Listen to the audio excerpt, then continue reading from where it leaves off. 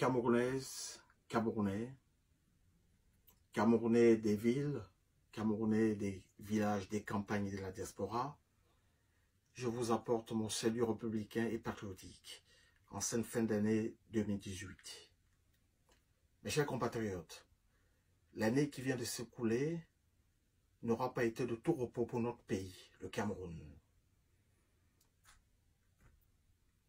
L'organisation de la Coupe d'Afrique des Nations pour l'édition 2019 qui nous avait été confiée a été retirée après que plus de 5 missions de la CAF, Confédération africaine de football, soient venues au Cameroun constater que nous manquions de tout, notamment en termes d'infrastructures, des infrastructures viables capables d'accueillir une telle compétition.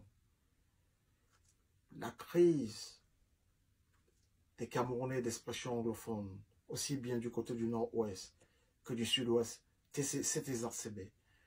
Les attaques de la nébuleuse terroriste islamique Boko Haram dans le nord et l'extrême nord se sont aggravées.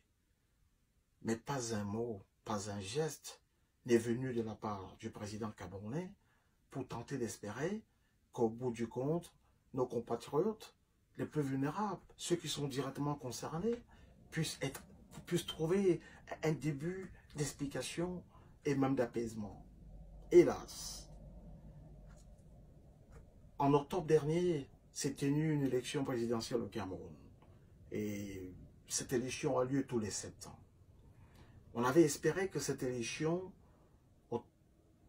aboutirait ou permettrait une alternance démocratique apaisée pour que le Cameroun, à la faveur de celle-ci, retrouve le chemin du prestige qui était le sien.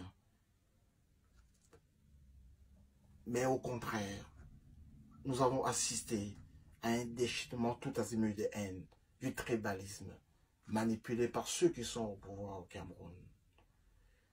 Depuis le mois d'octobre, plusieurs mois se sont écoulés. J'ai observé, écouté, lu les uns et les autres.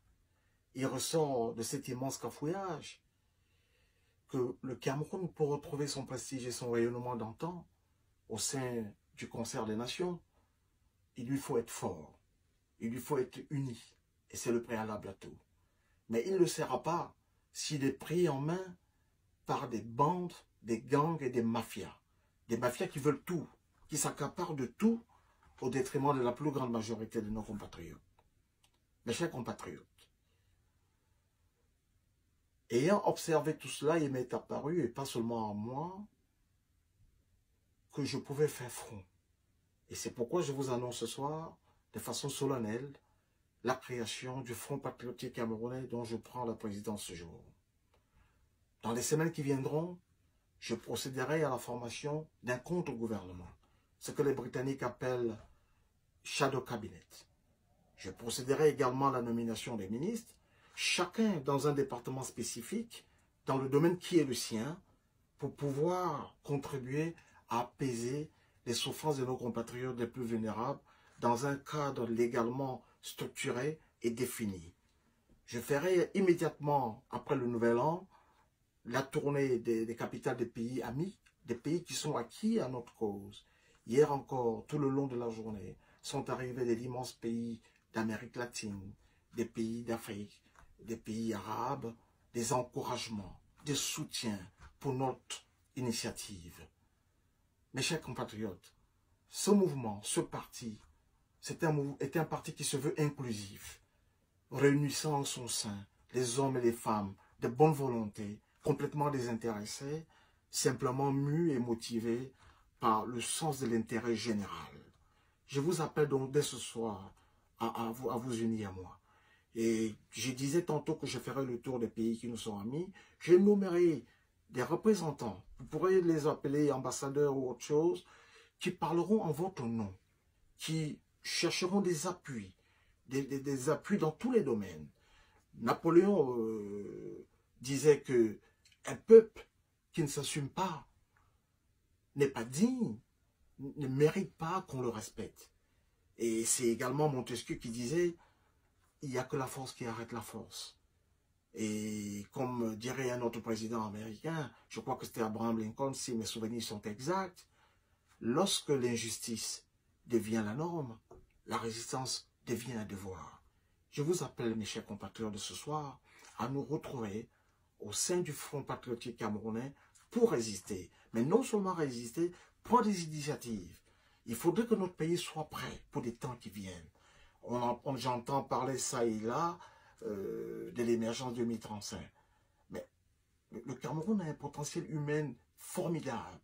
Des jeunes qui sont pleins d'imagination pour peu qu'on leur accorde leur chance. Et c'est ce projet, mes chers compatriotes, que je souhaite partager avec vous et que je vous invite à partager avec d'autres. Et encore une fois, dans les jours qui viennent, je reprendrai contact avec vous pour vous rendre compte des avancées de notre initiative. Où est-ce que nous en sommes? Et chaque mois, chaque fin du mois, je ferai le point avec vous. Je sais que ce soir, beaucoup d'entre vous vont passer ces réveillons dans l'obscurité. Je sais aussi que beaucoup d'entre vous iront au lit sans avoir mangé. Je sais, hélas, enfin, que beaucoup de nos compatriotes d'expression anglaise, aussi bien du nord-ouest que du sud-ouest, vont passer cette soirée dans des forêts, en se cachant pour échapper à des exécutions sommaires, dans des conditions complètement horribles, humainement inacceptables. Mais je sais aussi qu'à l'extrême nord, Boko Haram pourchasse beaucoup de nos compatriotes qui ont trouvé refuge ailleurs.